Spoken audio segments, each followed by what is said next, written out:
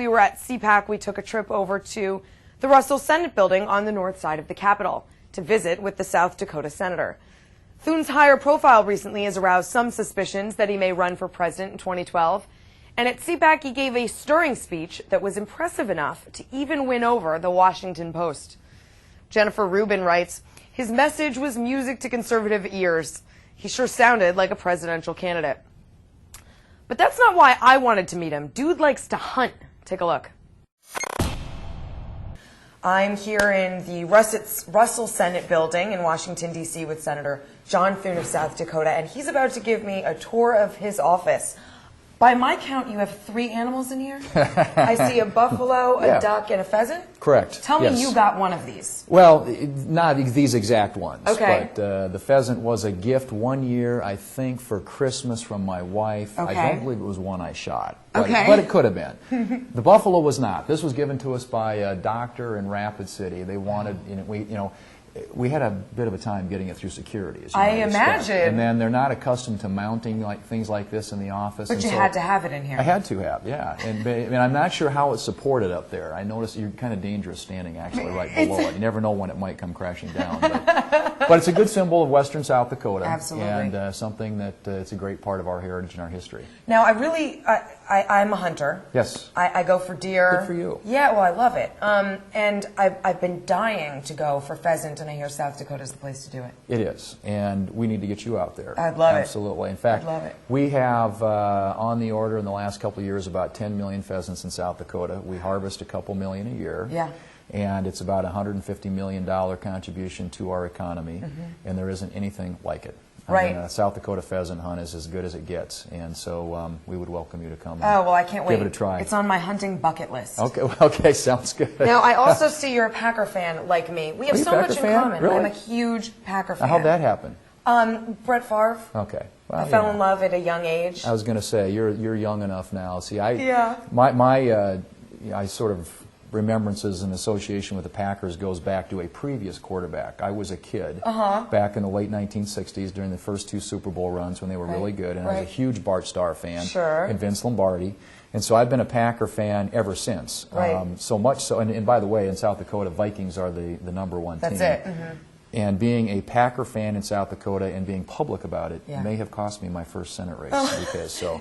But I'm unabashedly well, it worked out okay in the end. Well, I was a Packer fan in New England, so it was hard as well. Yeah. But I want to congratulate us on our win. Yes, that was an awesome win. It sure was. And I'm excited about it's going to be like Brett Who now. I've got to get one of these. This is signed by Brett. Yeah, I got to get one signed by Aaron Rodgers. Me too. I have one of these as well. So show me some more. Were you an athlete in high school? I did. I played all the sports, but then I grew up in a small town, and you didn't have to be good, you just had to be there. They needed players. But I played football, basketball, ran track, played baseball in the summer, played tuba in the band. It's all the things you get to do when you go to a small school. Sure, great experiences. I also hear, I don't know if do you watch NASCAR at all? Well, time to time. Yeah. I hear you're a fan. Huge fan. And we just interviewed Michael Waltrip. He mentioned that one of his favorite bands is Styx. Yeah, and you're kidding. Is that one of your favorite bands? It is. I'm a kind of a 70s rocker. And so Styx, Boston, Journey, the Eagles, all those old, I'm kind of a classic rocker. I love it. Me too. Are you really? I am, for such a young person. That's... Well, yeah, but I mean, good music is good music. It is. And they don't make that kind of stuff anymore. They really don't. That's why I go to these concerts now, and these guys are like in their 50s and 60s, but they still get up there and let it rip. Still do it. Yeah, it's a lot of fun. Well, finally, thanks for letting us get to know you a little bit through your through the collection. Treasure chest in your office. I'm wondering, a lot of people have been swirling rumors about a potential 2012 run, and I don't expect you to break any news here, but I'm just wondering what kind of thing goes through your mind as you're looking ahead, as you're hearing those rumors, people are pushing you maybe in one direction or the other.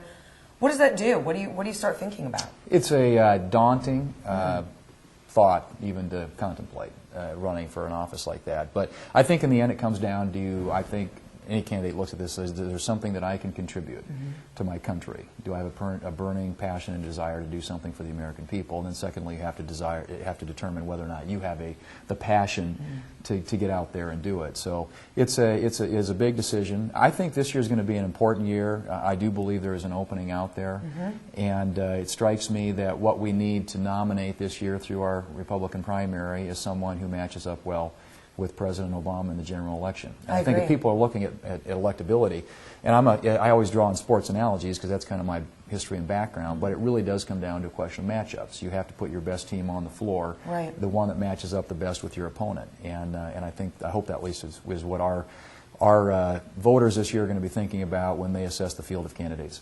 Yeah, I agree, and hopefully we'll get maybe sort of, to take the temperature at CPAC. Yes. And see where people are landing on that, what ideas are floating around, and maybe we can come together and get on message about this. Right. Well, it's going to be important because we need to make sure that we can't allow President Obama to have a second term. There's too much at stake. The consequences are too great for the country.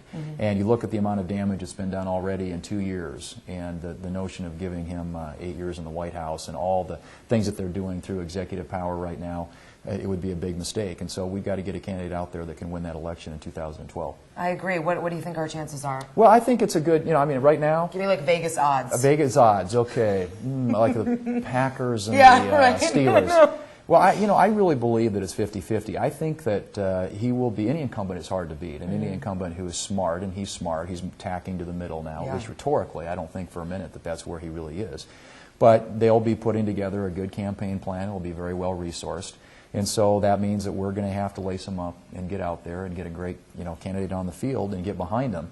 But if we do that, I think the differences in philosophy and vision for the future of this country the contrast is so great right now between his vision, which consists of more government, and ours, which consists of more freedom, that we can really draw and paint a great contrast. And I hope that will serve our candidate and our party well in the 2012 election. Thanks to Senator Thune and everyone in his office for welcoming us. That was a great interview. What a nice guy. And as Jonah Goldberg says, presidential hair.